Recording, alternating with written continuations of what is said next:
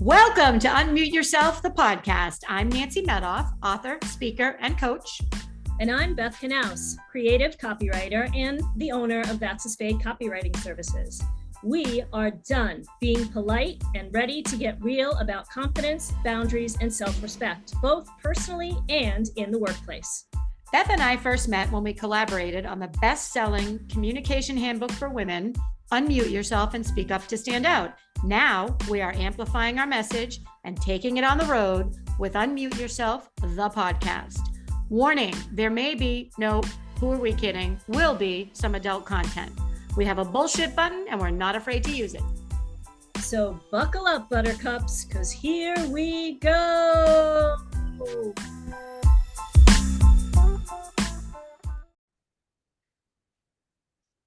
Hello. Hey, Nance, how you doing? So good. We haven't talked in like how many weeks? 3, 4, 3? Before the turkey. Pre-turkey. That's a long time ago. How was your Thanksgiving? It was fabulous. It was really nice. I had about 10 people. To me, that's like a sweet spot there, 10 to 12 people. Perf. Meal was fab, as always. And Of course. It was great. And then I had some days off after, so that was fabulous. What'd you do on your days off? Nothing special. Just kind of hung it. No, that's not true. I'm lying. See, 3 weeks have passed. Liar, hands on fire. My daughter had some really good friends from Philly visiting her. So my husband, crutches and all, and I went into the North End and had dinner with them. Oh, great.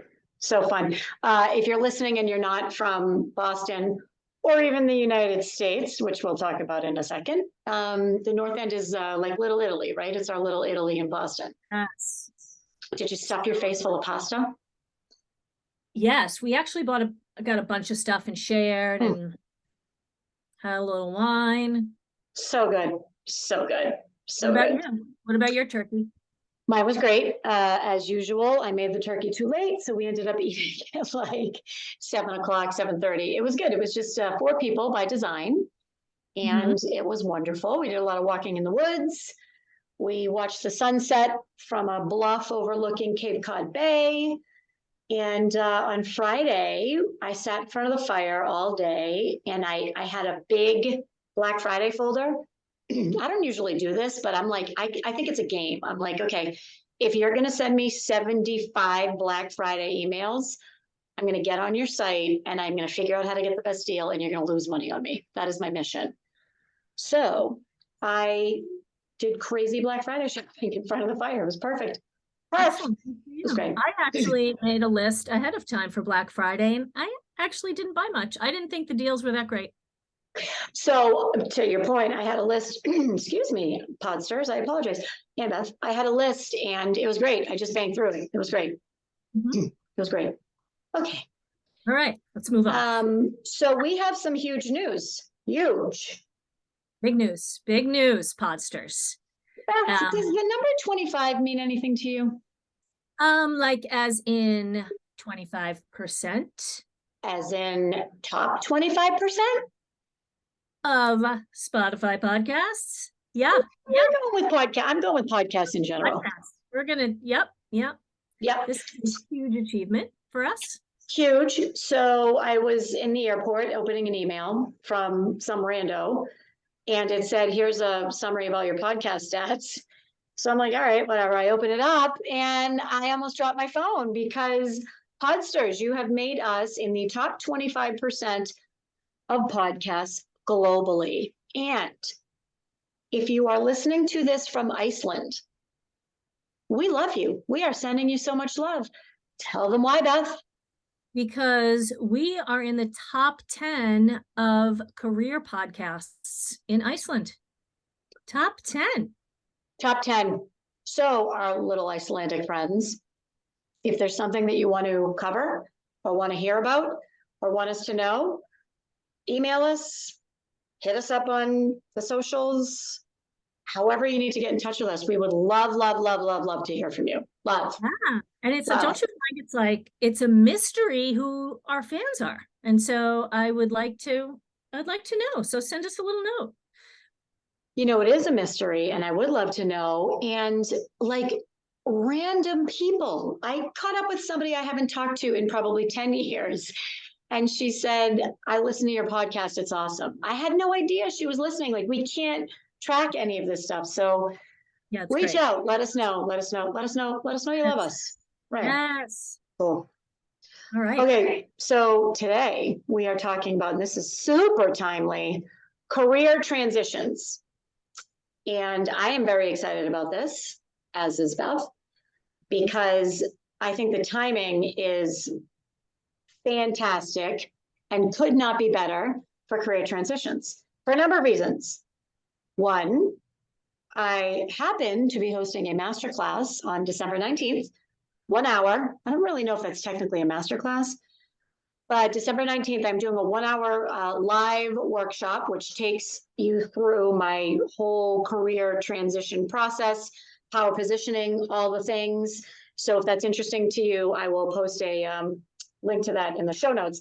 And the reason why I'm doing this now is because this is the time of year where everywhere you look, if you're thinking about transitioning your career, everywhere you look, you will be supported, because now is the time when everybody is reflecting, kind of evaluating, starting to think about what's next to them. And there are resources everywhere. There are free resources everywhere, not dissimilar from the one I just shared that I'm doing. And now's the time to do it. That's what I think. Yeah. Like, you have the momentum. You're in the zone. The third reason why I think this is great timing is that, and I'd love to hear your thoughts on this, Beth.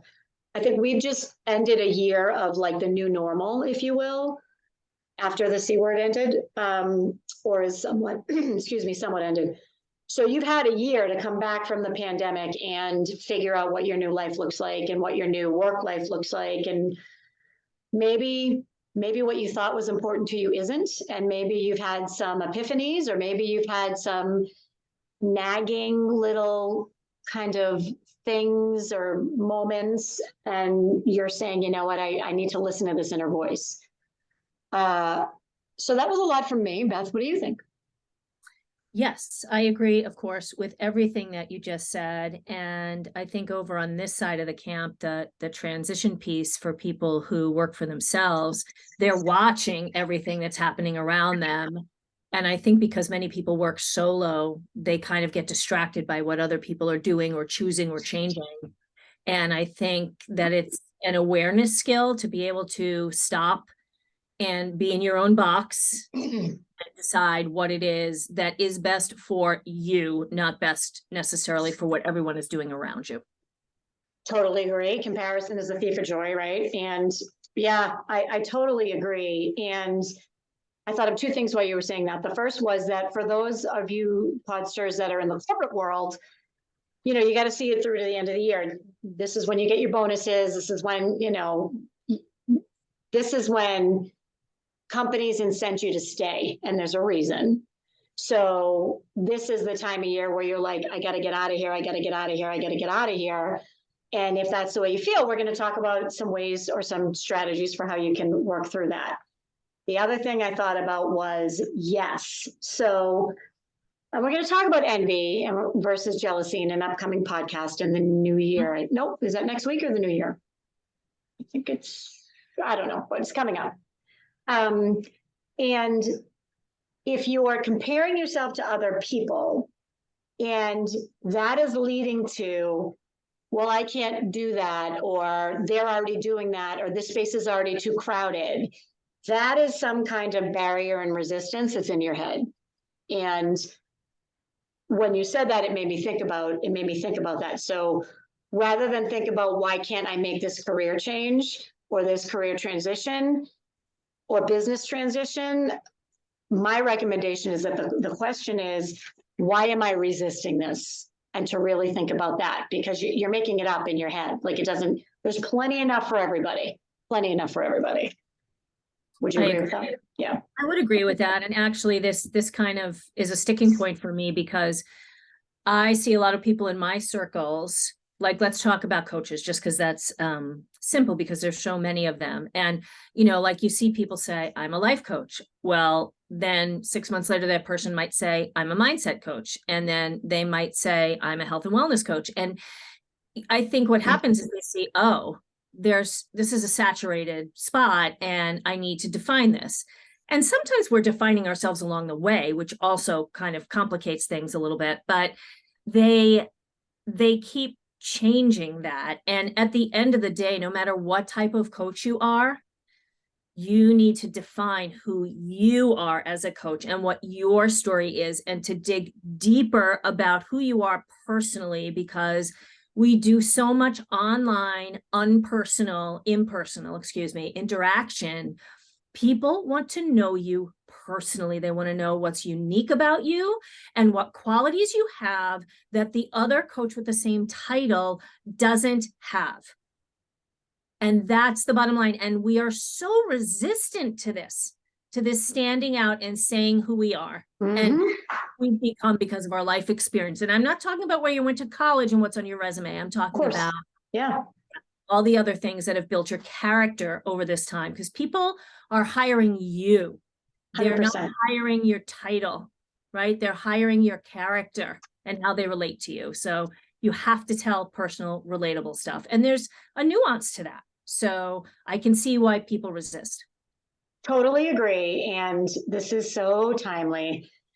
So, and we actually have a tool that I think will help a lot of people. So I don't know. Oh, there's a common phrase in marketing. It's called know, like, trust, right? So people have to know you, then they have to like you, then they have to trust you. That was very hard for me because I think I'm a goofball. I think I need to be newscaster Nancy, right? Everything always has to be perfect. And before I do a reel on Instagram, I need to make sure I looked at it and the lighting's right. And that's ridiculous because the times that I'm the most authentic and the most vulnerable are the times when I get the most interaction. It's the time when people can relate to me the most. When I tell my origin story, when I'm giving a keynote, people tear up. I mean, it is. And I was always like, yeah, but no one's interested, or yeah, but not really. And that is not true. So to your point, and to bring it back to what you were saying, there's some evolution. If you're going to open your own business or open your own service firm or whatever it is, there's some evolution, right? Like, well, I think I might want to do this, but really I might want to do this. And, whatever the case may be. I think what we're talking about here is I'm going to change based on what I think people want. Versus I'm going to figure out what I want. And this is a great, this is a great segue to my 3 pointers. I'm going to figure out what I want, because you deserve to do what you want to do and what you love to do, and to get highly paid for it. There's this like perception that, well, if I really love what I'm doing, it's not really work. And that probably comes from, if you love what you do, you'll never work a day in your life. And I think particularly women need to get comfortable with, and they need to shift their mindset. So this is the first thing, this is my first recommendation. You have to have a mindset shift and a belief shift. And this is your values, and this is your core beliefs. And it sounds woo-woo, but it's true. You need to believe that you deserve to do what you love to do and only what you love to do, and get highly paid for it. I'm going to say that again. You deserve to do what you love to do and only what you love to do, and to get highly paid for it. Because if you love to do something, you're probably really good at it because you love it. So you do it a lot. And we've talked about this in the strengths episodes. So why not? How come Oprah gets to do what she loves to do all day long and get highly paid for it, and you don't? It's the limiting beliefs that you have got to get your mindset right. And I have a way to do that, or to help with that. Yes, I'm going to fix everything, but I wanted to get your thoughts before we go there, Beth. I think that's fascinating. I'm looking forward to hearing that. Yeah. And I think what happens is a lot of the times we see Oprah or someone like Oprah, and we watch them on TV, and we don't realize that she didn't wake up that way, right? This was a journey and a path, and she had a strategy, and she took action despite many limitations. And I'm not even that huge of an Oprah fan, to be honest, but I do know that, she did have her eye on what she wanted to do. And she made that happen definitely initially by herself, right? And then later on, developed probably community and good support, and probably has a fabulous board of directors, right? Yeah, she must have listened to our podcast. That's right. She definitely does. Could you imagine? We would love for Oprah. So if you know Oprah, why don't you share our podcast with her and Dax Shepard? We all know I'm always looking to connect with Dax Shepard. So And Brene, you forgot Brene. Brene Brown too. Brene Brown. We want to talk to her as well. So yeah, I'm really looking forward to these 3 tips. So awesome. So the first tip was the mindset shift, and I'm going to give you a tool in a second to do that. You might have seen it already because we work so close together. So I want to go back to the Oprah newscaster thing, because as you were saying this, I was saying newscaster. It's so funny, dating myself. So she was told early on in her career that she would never make it in broadcast news. Right. And I'm thinking about, I was just telling someone a story, and it's an emotional story for me, so I legit might get choked up. I was told when I was younger, and I was going for a degree in hotel, restaurant, and tourism, that I would never amount to anything, that I would never be anything more than a fast food manager. And this was from somebody who was very, very close to me. And I am not disparaging fast food managers at all, okay? Here I am, I was going to a prominent university, this person was and is very close to me. You'll probably end up, managing a fast food restaurant, right? So it's funny because I just had this conversation with someone yesterday, and I hadn't talked about it in like 20 years. I was really young. And it was that comment 20 years later still is painful for me. And 20 years later, I say, if I had let that stand in my way, if I believed that, and if I had let those limiting beliefs get to me, I never would have written a best-selling book, been in a top 25% podcast, get paid X amount of money to train women to advocate for themselves and speak out to stand out. I wouldn't have had a successful 25-year sales career. I wouldn't have ended up as a vice president of a major corporation. So it's, as you were telling the Oprah story, had she listened, and she had everything stacked against her, had she listened to that, she wouldn't have done it. So the message there is, there's no reason why this isn't available to everyone. There's no reason. So right. Here's what I want people to do. Okay. I'm going to put a link in the show notes. It's the 5 whys. And again, you may have already seen this. So the question, you ask yourself the question, why do I want to either be in business for myself, change careers? Why do I want to do the thing, whatever it is? Or you can even say, why do I want to write copy? Or why do I want to help? Whatever that is. And you write it down, and I have a worksheet, and it's going to be in the show notes. You write it down. And then you ask yourself again, and why is that important to you? Whatever that answer is. And you think about it and you write that down. And then you say, and why is that important to you? And you do it 5 times. And this was I had a coach that did this with me. And by the time you get to the 5th why, you're going to hit a nerve, and you're going to hit the reason that you might not have even knew existed. It is very, very powerful. I strongly recommend it. We're going to be doing that in my mastermind on December 19th. And it's super powerful, simple and super powerful. Nice. That sounds awesome. It's good. It's good. It's good. I don't know if I've seen that. I mean, I don't know if I've heard you explain it in that much detail. So I'll be grabbing my download. Sure. Maybe I'll even give you a sneak preview. All right. Woohoo. All right. Anything else on mindset and beliefs? Anything else on mindset and beliefs? You have a 3rd thing, right? You want to share? But 2 more. So that was 1. Mindset and beliefs was 1. 2 is, and we've talked about this a lot. And this goes for an entrepreneur or for somebody who is in corporate. And I would say corporate America, but since we're global, streaming in 15 countries for the corporate world, figure out what you love to do and then back into that. So it's interesting. I was also having this conversation with somebody the other day. Just because you're good at it doesn't mean you love to do it. And I had many jobs in my career where it was something that I was good at. I mastered it. Didn't mean I wanted to spend all day doing it. So when you think about the future you know, who you were isn't necessarily who you will be.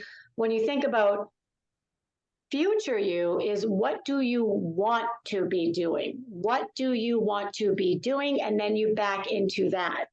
So, you know, it could be, well, let me ask you, Beth, I'm going to work this is unplanned, Podsters. What is it that you want to be? How do you want to be spending your time at work? What do you want to be doing? I want to be writing. Took me a long time to get here, but I was that person waiting to get to that point, waiting and waiting. So it's a great example. You want to be writing. Mm-hmm. So you didn't say, I want to be a copywriter. I want to be a website updater, or, you know, I want to be a creative writing coach. You said, I want to be writing. So had you thought about the job or the business, I want to be you probably wouldn't have ended up writing all day. You would have gotten you would have been, you know, in a marketing firm or a advertising firm or social media firm. You want to be writing, and that is what you are doing all day. So you figure out what you want to be doing, and then you back into it, like Beth did. Right. Yeah. Awesome. How did you get to the place where you said, this is what I want to be doing all day? So I wrote personally for many, many years, and I always loved to write. And then after I got my New York State cosmetology license, I went on to get an associate's degree in small business management. And I love business, and I love the instinctual, intuitive piece of business, right? The observe and take action kind of piece of it, and the persuasive language. So anyway, I loved being in the beauty industry too, but you know, at the end of my time in that job, I was, you know, working in my basement, seeing clients in my basement, and it was about money, and I'm totally fine with that. But I knew that I wanted to be writing, and I knew that when my time came and my kids were off to college, that's what I wanted to be doing. And so I don't know, kept my eye on the prize, and the C word, as I refer to so affectionately, was actually a huge part of me making that final jump into doing it full time. So I didn't know that. I never knew that. Yeah, so I was working part-time. I started to work part-time because we downsized, and I said, when we move, I'm not cutting hair, you know, anymore. I'm not doing it. And I had another job I was doing that I also loved, but the C word ended that job. And I said, all right, I'm jumping in. This is it. Here we go. So for those of you, I love it. I always thought I thought you've been doing this for years. So for those of you who might be newer to the podcast or might have forgotten, we mean COVID. We mean COVID, the whole COVID thing, right? We might want to educate some people who are newer listeners who we love. I have to be reminded occasionally that this isn't just a personal conversation between I know, although I do love it. So I kind of combined 2 and 3, which was figure out what you love to do, back into that. Once you're clear on what you love to do, don't think about going out and I'm going to be a vice president of sales, or I'm going to be a career coach. I want to spend my time helping people, women, children, business owners, whatever the case may be, do X, Y, Z, or whatever that is. And then find a career, a role, a network, a community where that's what you'll be doing. So because I combined 2 and 3, I'm going to add a third one. And I would say, when you take that approach, there's less catastrophizing, right? And there's less overwhelm, and there's less, I gotta figure out what I want to do. And there's more, you know what, this is what I love to do, and I'm going to go build a life where I get to do this all day. Because you know what? I deserve it. And I've worked very hard my whole life, and now I get to do what's best for me. Right. So, all right, everybody go out, get the job of your dreams. We'll see you next time. So that's really it. So for a recap, we have the time is now. This is a great time for you to be thinking about it. And we're talking December, January, February. think about your mindset and your belief system. And if you want to use the 5 whys, that's great. If there's something else you can do, if you journal, if you take long walks on the beach, if you drive around in your car, whatever it is, think about why you want to do this and why you want to do what you want to do. Figure out what that is, and then approach it calmly and excitedly with the lens of, I get to go figure out how I can spend all day doing this. Aren't I lucky? Yeah. Whoops. Gratitude and enthusiasm. Love it. What else do we have?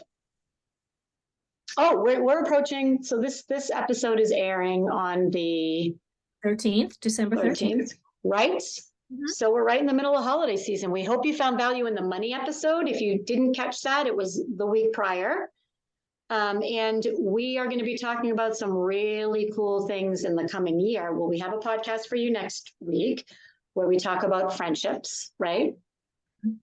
It's going to be an interesting one. I think that one's going to stir the pot a little bit. For sure. And then in January and February, we start digging down on tools that are going to help your business and your career, how to speak up to stand out, how to use that as a foundation for everything you do, some other things too. So it's going to be good. Good stuff. We got good stuff coming. And I also just shout out, in case anybody missed it, 2 episodes ago, we did a really great episode on knowing good men and supporting them. November was Men's Health Month. And if you missed it, please take a listen and share it with any men who might benefit from what we had to say that day. Yes, thanks for the reminder. I had quite a few men in my life listen, and they loved it. They loved it. Yeah, awesome. So thanks again, Podsters. Share this with anybody that you'd like. We are, by the way, as you know now, top 25% podcast. And we will see you next week. Absolutely. Looking forward to it, my friend. Okay. Bye. Bye, Podster.